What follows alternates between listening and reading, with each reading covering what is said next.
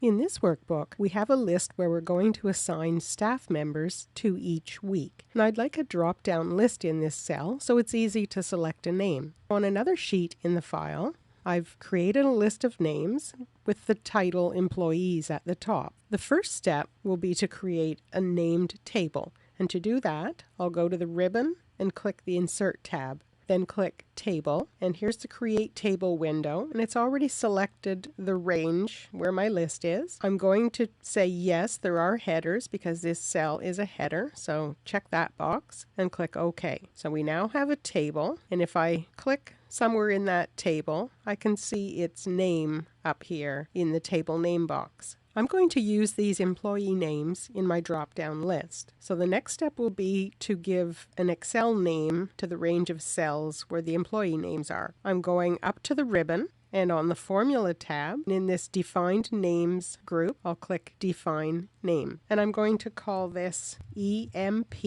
List, the short version of employee list. The scope will be the workbook. I want to be able to use this name anywhere in the workbook. I won't add a comment. And right now it's just showing the cell I have selected on the worksheet. I'm going to delete that. And for the refers to, I want it to refer to this table. So I'm going to click an equal sign and click this button to go to the worksheet. And if I move my pointer just to the top of the column and click there, it picks up that table and shows the name of the column. So this is Table 1 and the Employees column. Click the button to go back into the dialog box. So this name is going to be equal to whatever is in that column, and as the column grows or shrinks, it's going to keep track of it for us. Click OK, and we now have a name in our workbook that we can use in a drop-down list. So I'm going back to the other sheet, and these are the cells where we want the drop-down list.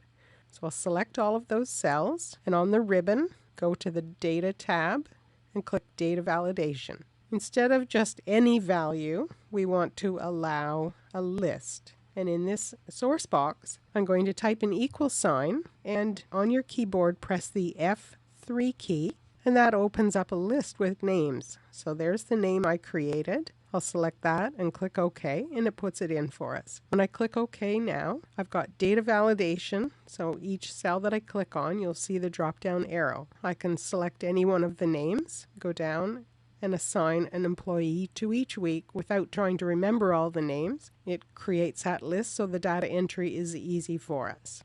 To download the sample file for this video or to see more Excel tips and tutorials, please visit my website at www.contextures.com.